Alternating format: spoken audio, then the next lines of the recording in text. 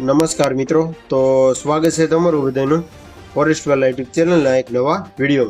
તો આજના વિડીયોમાં વાત કરશું કે ગુજરાત પોલીસ ભરતીનું ડોક્યુમેન્ટ વેરિફિકેશનની તારીખની વાત કરીએ તો જે 17 તારીખથી 30 તારીખ સુધી છે તે ડોક્યુમેન્ટ વેરિફિકેશન માટેનું છે તે સમયગાળો ઉમેદવારોને આપવામાં આવેલો છે. જે 12,472 જગ્યા માટે છે તે ઉમેદવારોને 2 ગણા ઉમેદવારોનું ડોક્યુમેન્ટેશન છે તે હાલમાં ચાલુ છે. અને જેવું ડોક્યુમેન્ટેશન પૂરું થશે ત્યારબાદ ઉમેદવારોને ફાઇનલ કટ ઓફ છે એટલે કે ફાઇનલ પરિણામ છે તે જાહેર કરી દેવામાં આવશે. તો આપણે અંદાજિત ફાઇનલ કટ ઓફ કેટલું કેટેગરી વાઇઝ રહી શકે તેની તમામ માહિતી છે તે આજના વિડીયોમાં મેળવવાનો છે. તો આ વિડીયો જોતા તમામ મિત્રો ખાસ યાદ રાખવું કે આપણે આ જે મેરિટ બતાવી છે તે ફાઇનલ ના સમજવું, આપણે અંદાજિત છે તે બતાવી છે. તો તમે સ્ક્રીન પર જોઈ શકો છો કે LRD કોન્સ્ટેબલ જે ભરતી છે તેનું હાલ ડોક્યુમેન્ટેશન છે તે ચાલુ છે અને આગામી નવી ભરતી છે તેની માહિતી ક્યારે આવશે તેની માહિતી મેળવવા માટે ટેલિગ્રામ ચેનલ અને યુટ્યુબ ચેનલને સબસ્ક્રાઇબ કરી લો તો તમને તરત જ માહિતી છે તે આપણે દ્વારા મળી જશે. અને શું તમારું નામ આવશે કે નહીં પીડીએફમાં તેની વાત પણ કરશું. એટલે કે જે આપણે કટ ઓફ બતાવશું અંદાજિત જે કેટેગરી વાઇઝ છે તે તમે સ્ક્રીન પર જોઈ શકો છો કે જે કેટેગરી વાઇઝ છે જગ્યા એટલે કે જે બિન હથિયારી પોલીસ સબ ઇન્સ્પેક્ટર પુરુષો માટેની વાત કરીએ તો 316 છે. આવી જ રીતે બિન હથિયારી પોલીસ સબ ઇન્સ્પેક્ટર મહિલા માટે 156 છે. બિન હથિયારી પોલીસ કોન્સ્ટેબલ પુરુષોની 4,422 જગ્યા છે તે આપવામાં આવેલી છે. બિન હથિયારી પોલીસ કોન્સ્ટેબલ મહિલા માટે 2178 જગ્યા છે તે આપવામાં આવેલી છે. આવી જ રીતે વાત કરીએ તો હથિયારી પોલીસ કોન્સ્ટેબલ પુરુષોની આપણે વાત કરીએ તો 2212 છે. હથિયારી પોલીસ કોન્સ્ટેબલ મહિલા માટે 1090 છે. હથિયારી પોલીસ કોન્સ્ટેબલ SRPF પુરુષોની 100 જગ્યામાં 1000 હશે તે જગ્યા આપવામાં આવેલી છે. તેવી જ રીતે જેલ સિપાહીની પુરુષોની વાત કરીએ તો 1013 છે અને જેલ સિપાહી મહિલા માટે 85 જગ્યા છે તે આપવામાં આવેલી છે. આવી રીતે ટોટલ સરવાળો કરતા 12,472 જગ્યા છે તે હાલ ભરતી બોર્ડ દ્વારા જાહેર કરવામાં આવેલી છે. આના 2 ગુણ્યા ઉમેદવારો એટલે કે 24,000 આજુબાજુ ઉમેદવારોને હાલ ડોક્યુમેન્ટેશન છે તે ચાલુ છે અને આગામી ભરતી બોર્ડ દ્વારા છે તે ટૂંક સમયમાં છે તે ડોક્યુમેન્ટેશન પૂરું થઈ જવાનું છે. તો જે ડોક્યુમેન્ટેશન માટે બોલાવે છે તેનું ફટાફટ એનાલિસિસ આપણે જોઈ લઈએ. તો LRD પ્રોવિઝનલ મેરિટ એનાલિસિસ ની વાત કરીએ તો ટોટલ 22,137 જેટલા ઉમેદવારોને હાલ બોલાવવામાં છે. તેમાં પુરુષોની વાત કરીએ તો ટોટલ 17,784 જેટલા ઉમેદવારોને હાલ બોલાવેલા છે અને તેમાંથી લેવાના ફક્ત છે તે 8,963 જ ઉમેદવારોને છે તે લેવાના છે. જેમ આપણે આગળ વાત કરીએ ત્યાર પછી ડીવી બાદ છે તે 8,821 જેટલા ઉમેદવારોને છે તે બહાર કરી દેવામાં આવશે.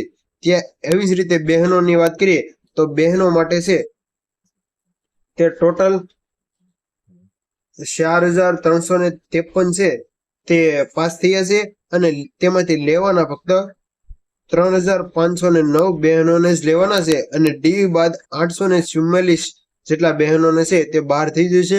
એટલે કે બહેનોમાં છે તે બહુ જ કટ ઓફમાં ફેરફાર નહીં પડે, જ્યારે ભાઈઓમાં છે તે કેટલા કટ ઓફ માર્ક વધશે ફાઇનલમાં તેની વાત આપણે કરીએ તો એટલા બહેનો માટે બહુ જ ઓછી પાસ થયેલા હોવાથી ડીવી બાદ એવાને છે 1 થી 2 માર્ક છે તે વધી શકે અને જ્યારે ભાઈઓ માટે છે તે 5 થી 6 માર્ક છે તે ફાઇનલમાં વધી શકે.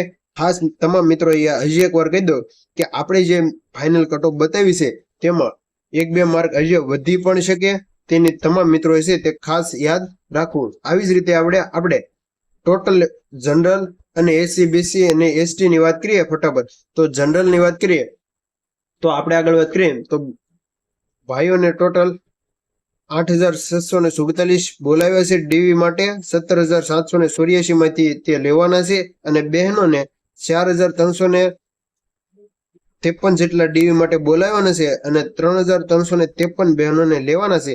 તો હવે સૌપ્રથમ ટોટલ સંખ્યા અને ડીવીમાં કેટલા બોલાવશે તેની ફટાફટ વાત કરીએ તો જનરલમાં છે તે 10,333 છે તે બોલાવવામાં આવે છે અને તેમાંથી લેવાના 5,128 જેટલા ઉમેદવારોને લેવાના છે.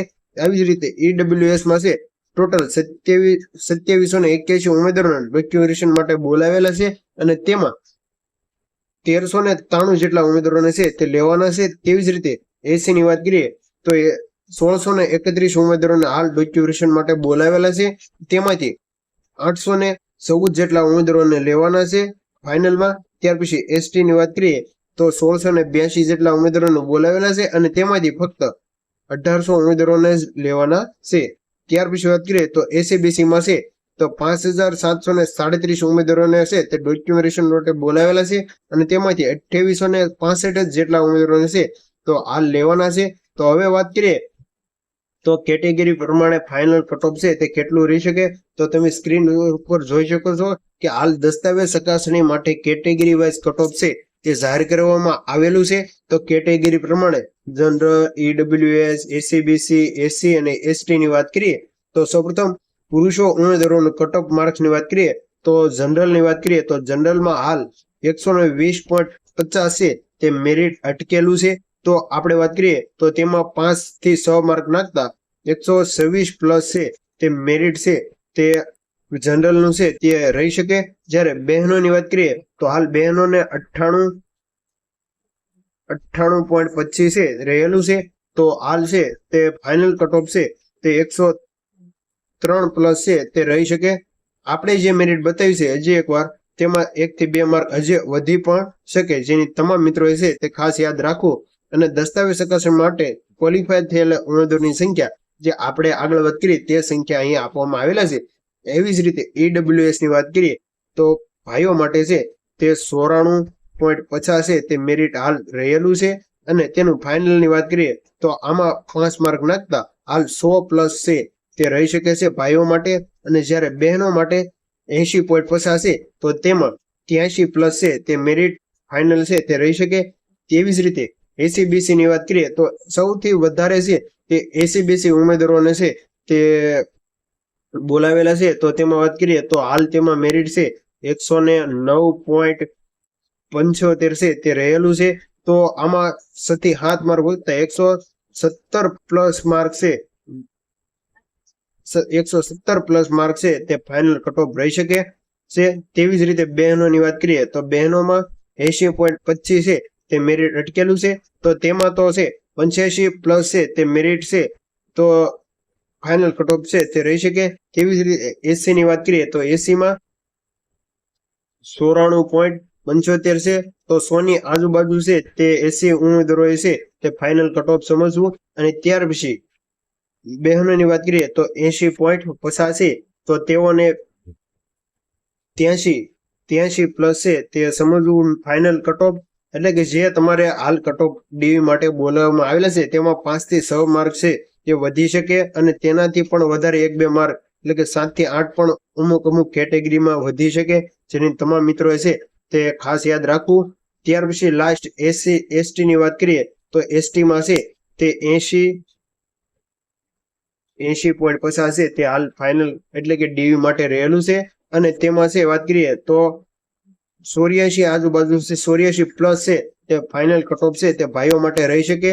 અને બહેનોની વાત કરીએ તો બહેનોને 82 પ્લસ છે તે ફાઇનલ કટ ઓફ રહી શકે છે. અને કેટેગરી પ્રમાણે ડીવી માટે કેટલા બોલાવવામાં આવેલા છે તો તેની માહિતી અહીં છે તે આપવામાં આવેલી છે. તો આજના વિડીયોની માહિતી સારી લાગી હોય તો ખાસ તમારા મિત્રોને શેર કરજો. તો આપણે અંદાજિત આ કટ ઓફ બતાવેલું છે જેને તમામ મિત્રો છે તે ધ્યાન રાખવું. Thank you for watching video.